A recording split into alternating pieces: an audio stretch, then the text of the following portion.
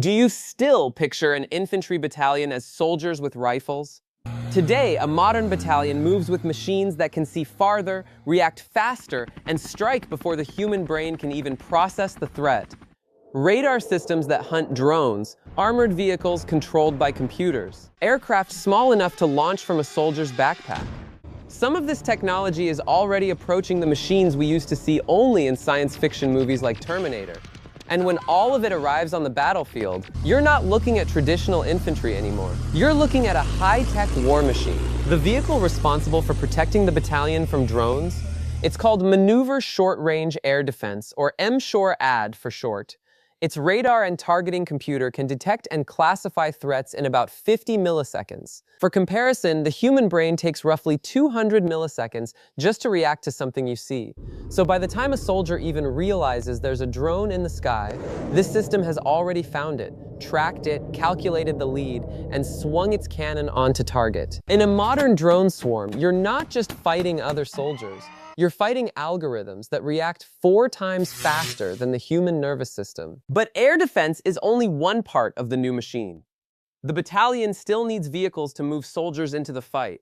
For decades, that job belonged to the Humvee.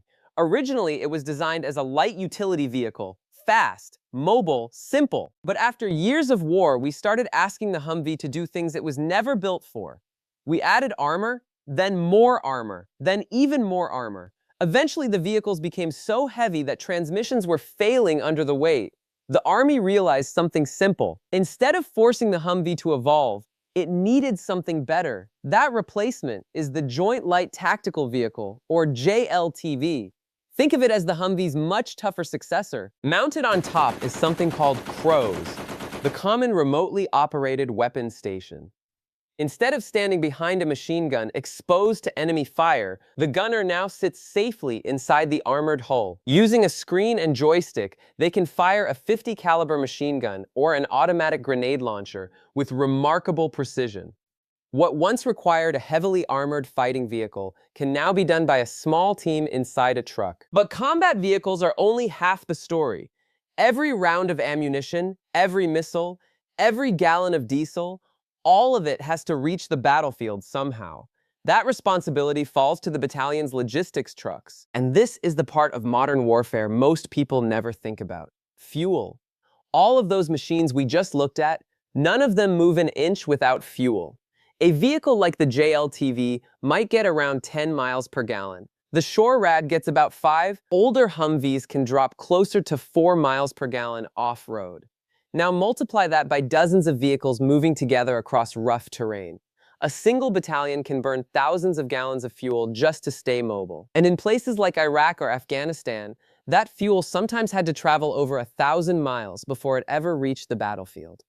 Because without fuel, every one of those high-tech machines becomes a very expensive statue. Not every vehicle in the battalion is designed to haul fuel or armor. Some exist for a completely different reason: speed. The infantry squad vehicle, or ISV, looks almost fragile compared to the armored trucks we just saw. No doors, no roof, almost no armor, but that's deliberate. The entire vehicle is designed to fit inside a helicopter. Once dropped into the field, it can carry a full 9-man squad across rough terrain at nearly 80 miles per hour. It's essentially the modern version of the World War II Jeep philosophy. Trade protection for speed. Get soldiers anywhere, fast. Some of the battalion's most important vehicles don't even have wheels. Today, a soldier can reach into his backpack and launch a drone like the RQ-11 Raven.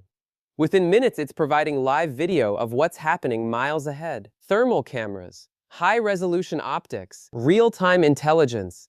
In modern warfare, the side that sees first usually wins. So the next time you picture an infantry battalion, don't imagine soldiers marching with rifles.